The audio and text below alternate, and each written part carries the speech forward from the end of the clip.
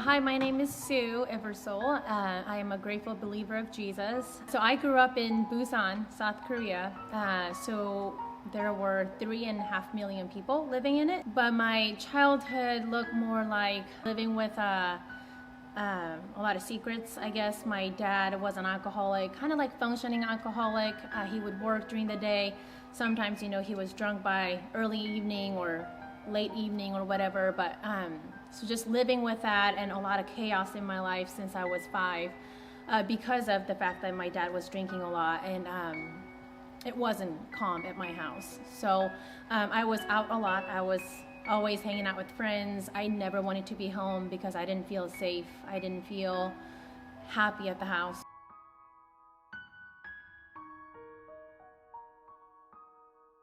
I was always out searching for something that would make me happy. I did go to church just because of the fact that they had snacks. There were friends and they had snacks. So I started going to church, but some days I would skip and go to arcades, and I just did whatever that made me happy inside. But I'm glad that something drew me to church every Sunday. And my mom, she wasn't a believer at the time, and she was busy with multiple jobs because of my dad. But for some reason, she didn't say anything about me going to church every Sunday.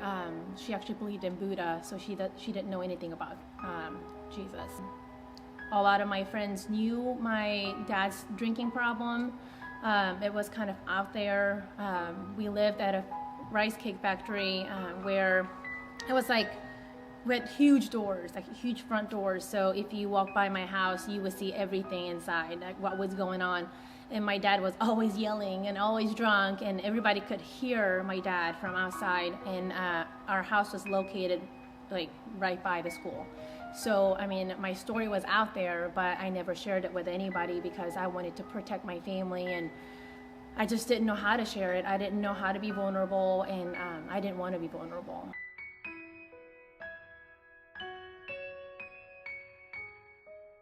So I was a happy kid, but I think that I was trying to hide what was really hurting me inside.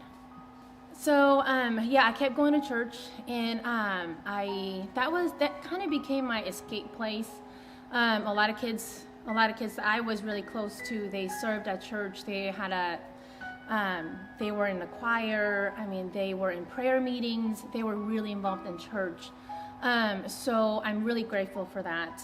And one day I think I was 11, they actually asked me to go to the prayer meeting with them, and I didn't want to, but I was just curious. So I ended up going with them, and it really scared me. I did not want to go back, and I just pretty much sat there and listened to everybody's problems instead of praying, and I honestly didn't know how to pray. So I'm thinking, wow, okay, like I didn't know this person had this problem. I guess I'm not the only person with problems, and but I was scared, so I wasn't gonna go back. The next Sunday, my friends asked me again to go to the prayer meeting with them, and instead of saying no, I think I knew that I needed it, inside, but so I ended up going back to it. And as I was sitting there, I knew they were going to pray for an hour, and I didn't want to waste my time. So, but I didn't know how to pray, so I just sat there and I just said, God. And the third time I said God, I just felt like somebody was reaching out into my heart and just started grabbing all of my baggages and all the struggles and all the things that I could not share with anybody. Like God was just pulling them out of me, and I didn't say another word. I just sobbed. I sobbed the entire time I was there, and that's when I met Jesus.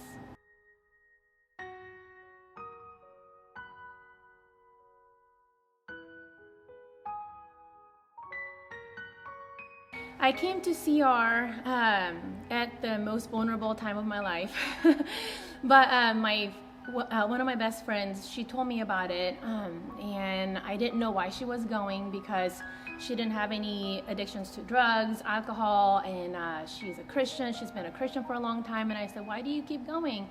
And she said, there is something for me. It's awesome. And I trust her. So I said, okay, I guess I'll go with you. And I had a lot of problems at the time, and I knew I needed something, you know, so that's when I started coming. For some reason, I felt so like closed off. When I was in the parking lot, when I first came in here, I'm like, I'm not gonna say anything. And usually I like to talk to people, I like to share my experiences and my testimonies, but for some reason, I just did not want to share it with anybody. I think it's because I felt really vulnerable.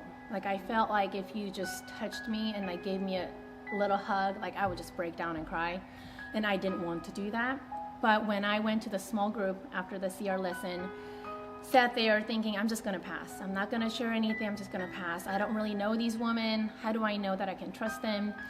And then my turn came, and I just sobbed the entire time again, and I just shared literally like the most vulnerable things that I was feeling at the time. And that's when the healing started. That's when really that's what I needed to really start healing from what I was going through.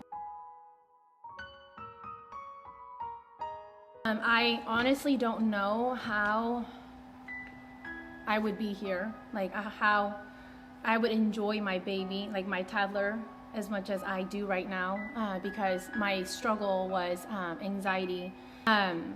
And the anxiety like paralyzed me for months until I started coming to CR, and it didn't fix me right away. I was sitting at work with heart palpitation, sweating, you know, all the symptoms of anxiety, and so I still had those symptoms for months. It didn't just end just because I started like giving it to God, you know. But I could see that I was acknowledging my problems. I could see the signs of my problem, my anxiety, and I started coping with it. I started praying about it, and I started sharing that with other people at work and outside of work, my neighbors, and it really started changing me. And coming to CR weekly then, because I was able to, kept me accountable, and I didn't just hide it in the secret place where it's easy for me to do. I was encouraged every week when I came here to share with other people and not just hide it in a dark place. And that's what really healed me, you know, sharing that with other people, and other people knowing that I'm not, like, they're not the only people going through it.